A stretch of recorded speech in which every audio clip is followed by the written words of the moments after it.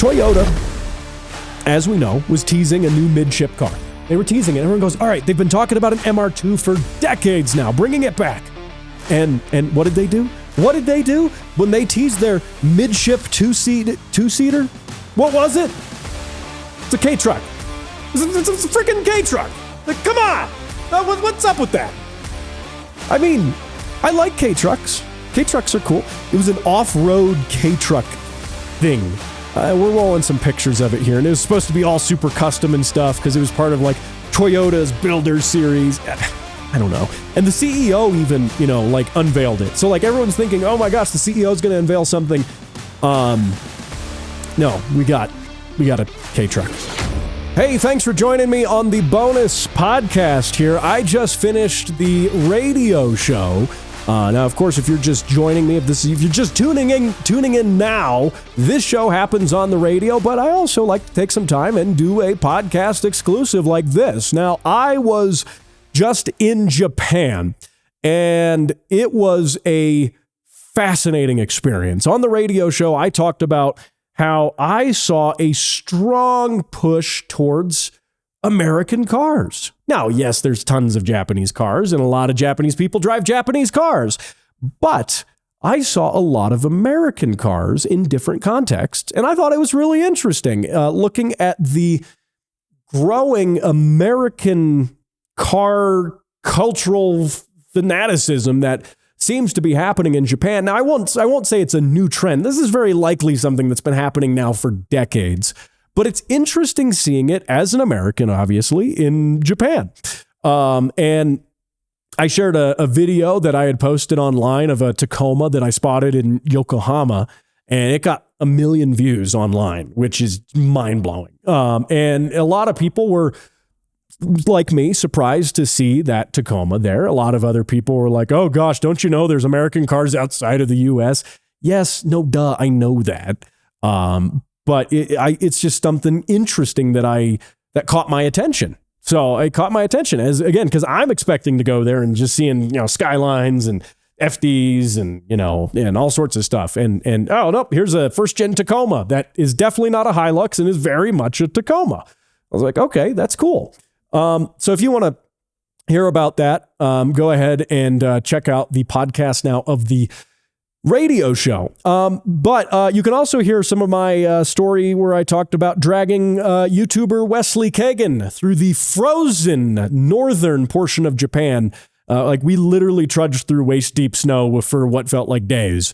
So I don't know if Wesley was very happy with me, my idea of fun doing that. But anyway, so what I want to talk about here, though, is the Tokyo Auto Salon, which I also managed to bundle into my trip in Japan. I spent nearly 2 weeks there. I think 12 days total, so just short of 2 weeks.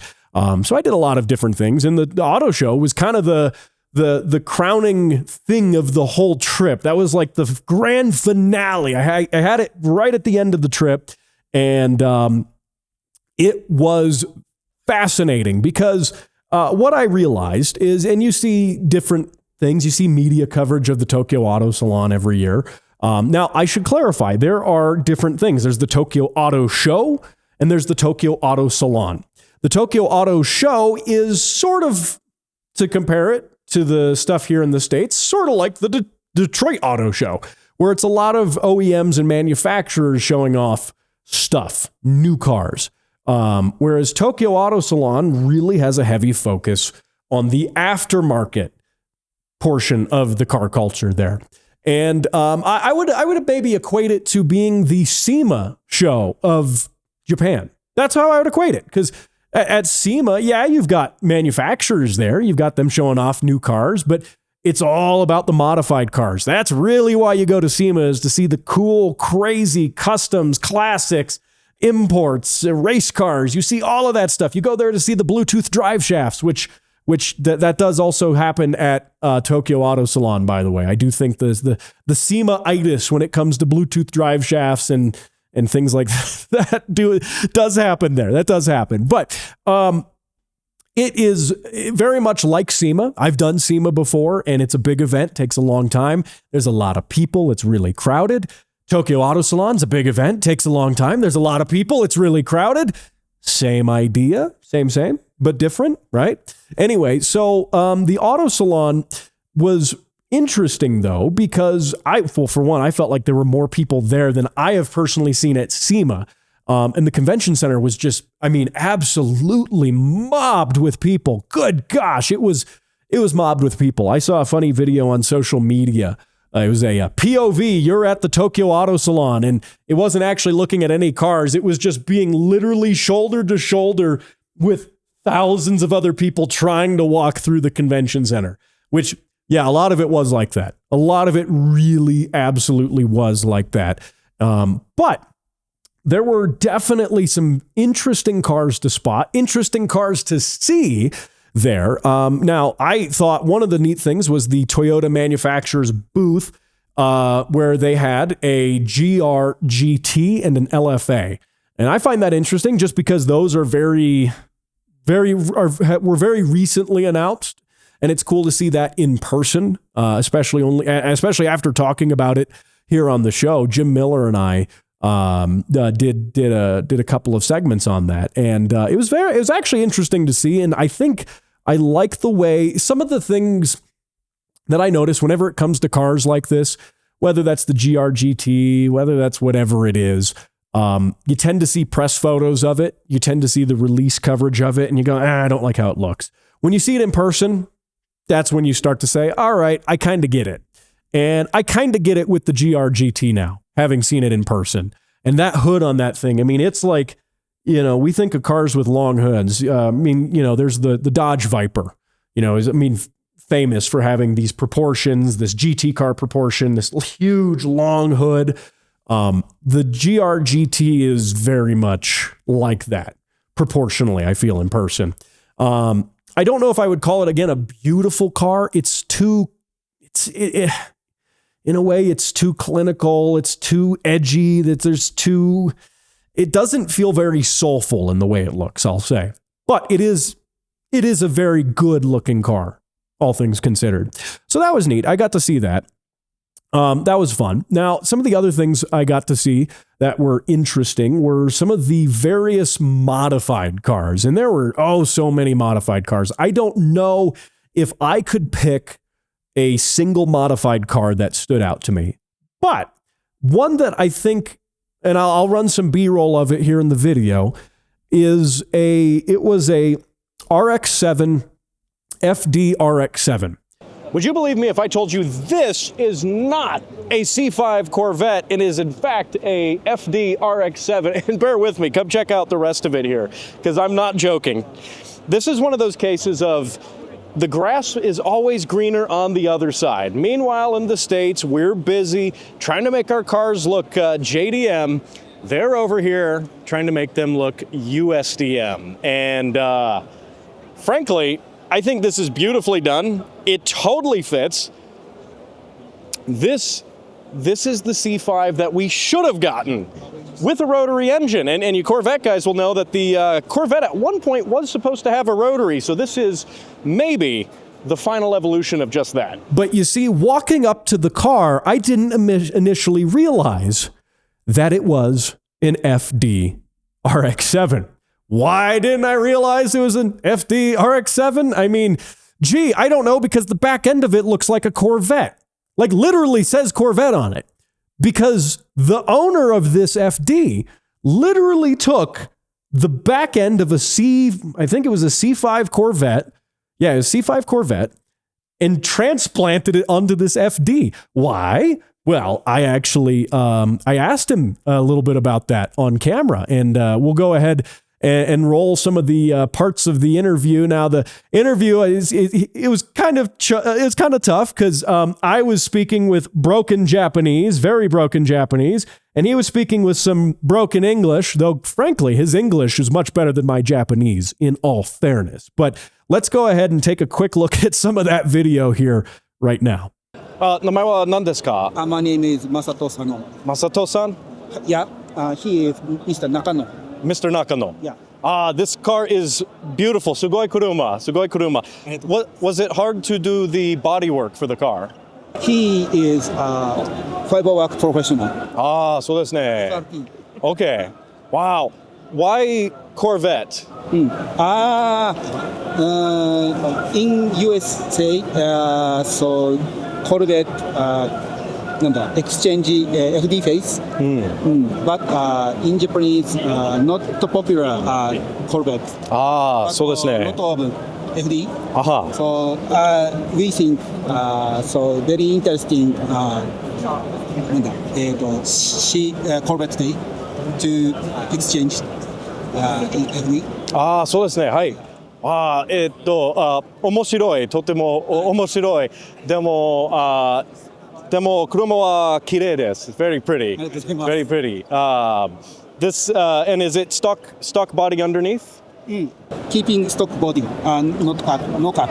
Ah, no cut. Yes. Okay. Wow. すごい。ありがとうございます。 So much like the SEMA car show, again, if you've been there, I know a lot of folks have, so that's a really great thing to compare Tokyo Auto Salon to. But if you've been to SEMA, you know that not only are there big shops and tuning companies that do builds and restorations and all sorts of stuff, you know, that have cool cars there, there's individual owners as well. And that's the case of this guy. You know, and his car was with a group of other cars that were more individual owner type projects rather than a brand name tuning shop showcasing some builds that they've done. And again, there's both of that happening there. And then there's, of course, the manufacturer stuff happening there as well, the OEM stuff. But that FD I thought was really interesting. And I think shows, I think actually ties into my discussion I had on the show, on the radio show earlier, where I came up with a business idea of having parts pals. Like it's like a pen pal, right? You have a pen pal. Maybe you had one in high school, you know, someone you write letters to in another country. You learn about their culture. They learn about yours, all that stuff, you know, fuzzy, warm, feels good type culture learning stuff, right? But no, parts pals. I send a guy a Fox Body Mustang in Japan, and he sends me an S14. I send him a Pontiac Grand Prix for some reason, and he sends me a Honda Acti. So it's like being a pen pal, but you're just trading cars, because the Japanese really do seem to love American cars. And as Americans who like Japanese cars, a lot of us, I think, don't realize that as much. I know I definitely didn't realize it until I saw more of it firsthand. But you can see that with this guy with the FD, because he went out of his way to transplant the whole rear end of a Corvette onto his FD. Why? Just because it was cool. Because it was cool, and because it was something that's different. We have to realize when it comes to cars, when it comes to things like this, you know, we kind of have this grass is always greener on the other side notion. Here in the States, we have this notion that, oh, JDM cars are better. They're just better. They're better built. They're better looking. They're better performing. They're better driving, all of the above. Well, likewise, they tend to have the same thing there. And, you know, maybe it's not, I don't know if anyone's accused American cars of being good quality, but there's something to them that the Japanese enthusiast there goes, ooh, we never got those in Japan. I want one of those because it's different. And you got to think about it this way. The guys, when you're in Japan, and you'll notice this if you just walk around any city there, you'll see, oh, there's a Skyline R34, there's another R34, there's an R32, there's an FD driving by, oh, there's some, you know, there's an A86, so there's like 5 of them over there, right? These are like normal cars there, okay, right? These, the you know, R34 over there, for example, everyone goes nuts over the R34. And bear in mind, there's various versions, GTS, there's the GTR, there's these different versions, right? But everyone goes nuts over the R34s in general. Those are like Ford Mustangs over there because you see them a lot, right? They're not that special. I mean, they're cool, right? Like people like them, right? They're good enthusiast cars over there. But my gosh, no one's actually like, you know, going along and like, oh my God, I got to stop and take a selfie with it or something. No one's doing that. And likewise over there, they have Ford Mustangs that they've imported.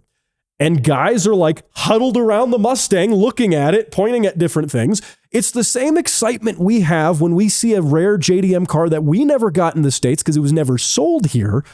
It's the same excitement that they have. So I think that in a way, both cultures, we're very much both kind of stuck in the grass is always greener on the other side mentality, because it isn't always greener on the other side. And the I'll relate this to the AE86 world, since I have some experience with that. If you're watching on video, you can kind of see it, my 86 over there with the 3SGE beams sitting happily in the car right now. Doesn't run yet, but don't worry about that. But the thing is, so that car, I have a JDM rear bumper on it. I took off my USDM rear bumper because the USDM bumper's, my opinion, not as cool, doesn't look as good. And I took that bumper off and I got a JDM bumper on there, and because I think the JDM one looks better. Well, there are guys in Japan with JDM AE86s. Okay. Well, they are paying big bucks. They're paying a ton of money to import USDM bumpers and do full USDM conversions on their A86s. And there's some differences, USDM to JDM with the A86. They're all made, by the way, in the same factories in Japan. Even my US spec car, mine's a GTS, which is the trim that everyone, at least in terms of US spec cars, everyone goes nuts for.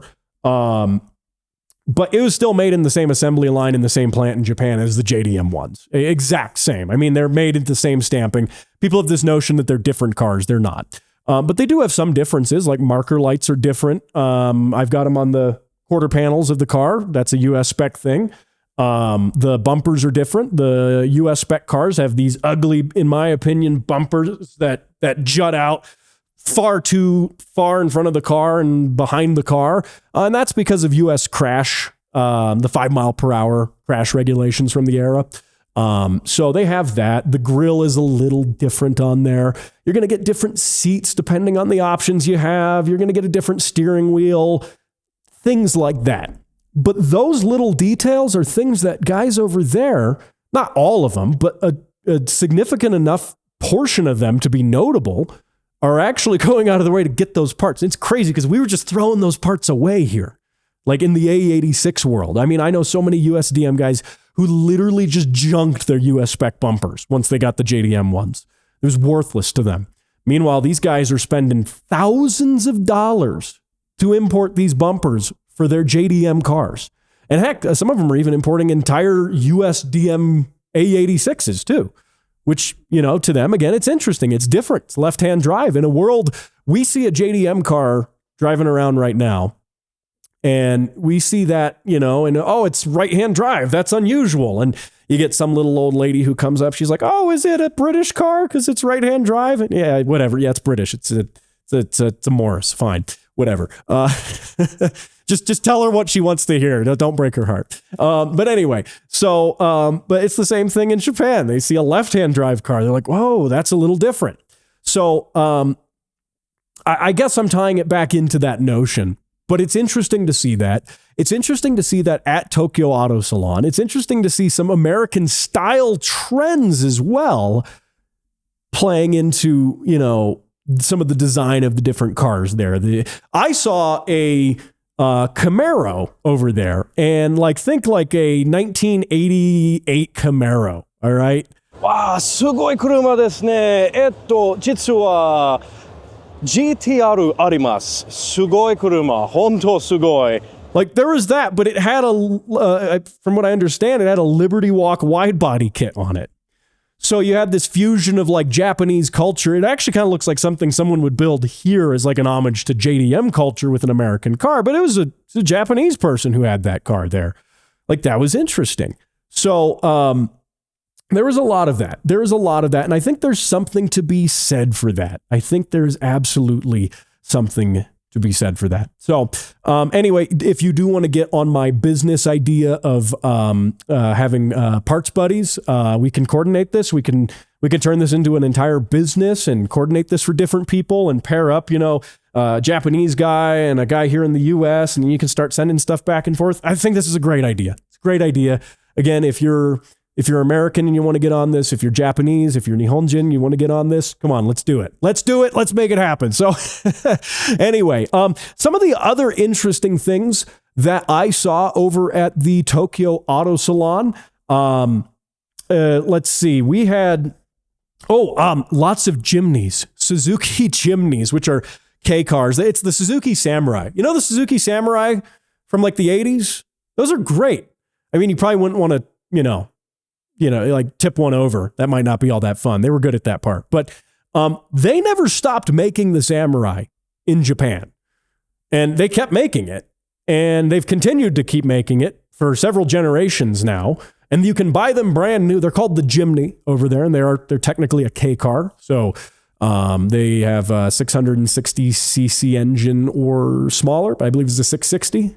Anyway, so those are like when we have like Jeep Wranglers here, and you go to SEMA and you see like tons of Jeep Wranglers with different lifts, and there's different aftermarket companies doing interior stuff for them, lift kit stuff for them, drivetrain stuff for them, off-road stuff, body armor, all this stuff, right? There's all of that. There's that exact same level of aftermarket support for the Jimnys over there, which, by the way, I think is amazing. I think that's fantastic. Wesley Kagan, by the way, he really wants a Jimny. He never came off as like a JDM kind of car guy who would want, Japanese cars in general. It sure is. With a pop-up camera. Isn't it beautiful? I want one so bad. He got automobile. He's more of, big executive sort of German cars and European cars. He likes his Mercedes. He likes his Bentley. He likes that type of stuff. But man, he fell in love with the Jimny while we were over there. He couldn't stop talking about it, saying, man, I want one of these. What would it take to get one of these? What would happen if I just, imported one without telling anybody? I actually wonder too what would happen. I mean, we have this 25-year rule that we have to abide by here in the United States. Unfortunately, we have to abide by it. But one also wonders who's really checking. Makes you wonder. I don't know. I don't know if I want to throw around that much money to find out who's checking. But I want to know who's checking, because maybe we just start. Maybe I'm not advocating that we break any laws. I'm just saying that if enough of us just start importing those. Who knows? What are they going to do? Arrest all of us? I don't know. We'll have to find out. Maybe we'll do this along with my parts buddy business idea. So, and then maybe one of them can make enough money to bail me out of the other one. We'll see. Business ideas. Got lots of great business ideas here. But beyond the Jimnys, I saw one thing that has caught a lot of attention, which is the AE86 style body kit for the ZN6 GT86.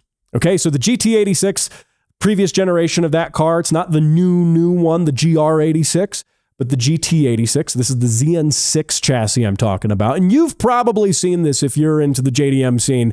You've probably seen this in your feed in the past couple of weeks. It is a body kit. I'll roll some video of it here that adds pop-up headlights. It adds, changes the hood, the fenders, adds some boxiness to the rear bumper of the GT86, or, of course you can do it to a BRZ. It's the same car. FRS, same car. They're all the same chassis. But anyway, it adds some lines and some aesthetic of the original 86. And people online came out against this thing. They hated it. Everyone was like, what is that? Don't look at it. I think that online, the pictures, and again, if we'll take a look at the pictures here, the pictures don't do it justice, but much like the, I would say, much like the GR-GT, which is, one of those cars that, again, in the press photos, I wasn't quite sold. This, when you're looking at this in pictures, and the pictures that the company behind it posted, I'm not quite sold. But when I saw it in person, it just clicked again. It worked. It really did work. And I think that it's a great way to spend about an AE86's worth of money on making your ZN6 look like an AE86. Yeah, it's probably not cheap. And if we have to pull it up here, I don't know if the pricing actually, they said they were going to announce it at the auto show, and I didn't see that, but it's probably out online. If you can look up the pricing online, that's I'm sure someone has it here. But the This car, I think what's neat about it is that it is bringing pop-up headlights. And we're not just throwing back to the A86. Yeah, I've got a soft spot for those cars. Like I said, I've got one sitting over there. And Jim Miller, of course, has probably too many soft spots for those cars because he's hoarding them all. He's the reason you can't get one in Colorado. Just saying, because he's got all of them now. He's been trying to buy mine off of me. Well, I sold him my other one. So in all fairness, he was successful. He did get my other one off of me. But I still have my red one. I'm not selling that. Jim can't have it. That one's mine. It's going to stay mine. So anyway, but this company here, I think they did a nice job. And actually looking at the install of it, it's a body kit, right? But looking at the install of it was really well done. Good execution on it. I have a feeling that the second these pre-orders open up, regardless of what the price is for that, and by the way, they called it the Neo 86. And regardless of the price, it's going to sell out. It's going to sell out really quick. I'm curious. I did try to look at the car show. I actually tried to stick my head up in the front fender area and the wheel well there and look behind it to see how they mounted up the pop-up headlights. I couldn't really get a good visual on how those are actually attached to the chassis. Couldn't really get a good idea on that. I tried. I was just curious because, of course, this looks cool, but I'm curious, like, how do the pop-up headlights work? How do you mount that up? How does all that happen? But I think that it's a cool throwback to the A86. It certainly is. Looks way better in person. Looks far better in person. And it's just adding pop-up headlights to a modern car, which I think we need to do more of that. I mean, even if it's not a throwback to the 86, just do more pop-up headlights on cars. It works. I like the way that looks.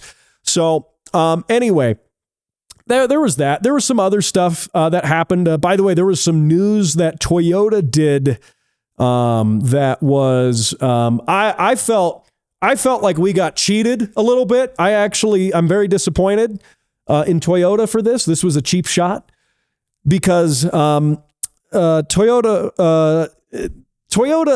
was I won't say they were advertising. They were teasing something leading up to the Auto Salon. They were teasing that, saying that they had a 2-seat midship car that they were going to unveil at the Auto Salon. Now, as we all know, Toyota's famous midship car, mid-engine, in other words, is the MR2. And that's what it stands for, midship runabout, I guess, 2. Anyway, so the MR2, I love the MR2. The MR2 is a great car. I think the AW11, the classic wedge design, it's a great car. The SW20, really cool. I once came close to buying a friend's V6 swapped SW20. I really was considering it. He was really trying to push it off on me. But I was considering it. The SW20 is a beautiful car. That's the second gen MR2. And then, of course, there's the third gen, the MRS, the MR2 Spider, which is the sort of bastard stepchild of all the MR2s. And I sort of think that I don't get the hate for it. I understand that people, when it was new, it looked kind of bubbly and it really didn't look like a good successor to the SW20 if you're going from the SW20 to that. I get that. Now that the car has had 20 years to sit around and be on the market, and I think I don't necessarily like how they look, but I think they drive great. The MRS is really cool, and go to any autocross. Go to any autocross, and you're going to see the dude who is absolutely freaking crushing it in the autocross is going to be driving an MRS. I'm just saying. And it's going to be one with some like ridiculously wide tires on it and like a 2ZZ swap. And it'll be really weird and bonkers, but it'll be really cool. And he's going to be killing it with that. Those are great chassis. I think they're being slept on in today's enthusiast JDM world. I think the MRS is definitely being slept on. But Toyota, as we know, was teasing a new midship car. They were teasing it. Everyone goes, all right, they've been talking about an MR2 for decades now, bringing it back. And what did they do? What did they do when they teased their midship two-seater? What was it? It's a K-truck. It's a freaking K-truck. Like, come on. What's up with that? I mean, I like K-Trucks. K-Trucks are cool. It was an off-road K-Truck thing. We're rolling some pictures of it here, and it was supposed to be all super custom and stuff because it was part of like Toyota's Builder Series. I don't know. And the CEO even, like unveiled it. So like everyone's thinking, oh my gosh, the CEO is going to unveil something. And by the way, it wasn't even really technically a Toyota K-Truck. It was a Daihatsu, which Daihatsu is owned by Toyota, but we were expecting the MR2 over there at the Tokyo Auto Salon. I was expecting to see the debut of the MR2 and probably kiss a good amount of money goodbye because I'd put an order in right away for one. No, we got a K-Truck. I mean, yeah, it's fine. K-Trucks are cool. I love K-Trucks. I've done entire videos and series on K-Trucks. I love K-Trucks, but you had me at MR2 and then you gave me a K-Truck. All right. Anyway, that I thought was a cheap shot by Toyota. I think they were trolling us. I think they're going to do the MR2. They've been talking about it too much. They've been hinting at it too much. They're going to do it. But are we going to keep getting stuff like this for the next 5 years until we actually get the MR2? And then by then, anyone who thinks the MR2 is cool will have grown old and grown gray and died. And who knows? Who knows? So anyway, I thought that was kind of a cheap shot that Toyota did. So anyway, rounding off this bonus podcast here with some of the other fun stuff at the Tokyo Auto Salon. They had a Subaru booth there, Subaru manufacturer booth. Got to see the STI version of the WRX over there, which it's not really an STI. Every year, Subaru has brought the STI to the Tokyo Auto Salon. And everyone here in the States goes, oh my gosh, there's going to be a new STI. Look, it's over there. And no, it's really not. It's not because the STI is a little different in Japan. The STI here is the, crazy top trim version of the WRX, right? And it had a different transmission, different diffs. You get LSDs, you get the center locking diff, you get all this stuff. You get more power. That's the STI, right? Well, the STI is more of like an appearance package at this point. And we're talking modern Subaru context. It really is. It's trim. It's the same way we have the TS model here, which gives you, nice seats, gives you, okay, you might get some big brakes on it. That's fine. You get different infotainment system options. That's really all the STI is there. And that's what they brought. Now, they did unveil a manual transmission version of it for the JDM market because actually the JDM market wasn't getting the manual in their top trim STI version of the car. Now, it does have the STI wing, in all fairness, on the back, but again, it's not really different. So people got their hopes up on that. They do that every year. Subaru has been doing that since they got rid of the STI several years ago now. And is it really a crime that we don't have the STI? As someone who owns the current generation, the new VB WRX, is it really a crime that we don't have it? No, the car drives great for one and makes dyno tests, it makes about the same horsepower to the wheel as the last gen STI made. So stock for stock, albeit. But anyway, so people got their hopes up on that. I don't think that was worth it. What else did we have here? Oh, they had, and I'll wrap up on this one. This thing was adorable if you're watching again here on video. This is an Autozam AZ1. That was very, very wide. I mean, very wide. Insane wide body AZ1. I put this up on social media. I posted it. And I said, and I stand by this. The Autozam AZ1, it's a K car, right? But it's a cool little mid-engine K car. It's got the proportions of like a 90s kind of Ferrari, but it's this little baby car. I love it. It's adorable. I love the AZ1, but it's got these big round friendly headlights on it. I love the AZ1. It's just so cute. But I said online that no matter what an AZ1 does, it's adorable. It can be trying to look as angry as possible, like this one with wide fenders on it. They're like 1.5 feet wide.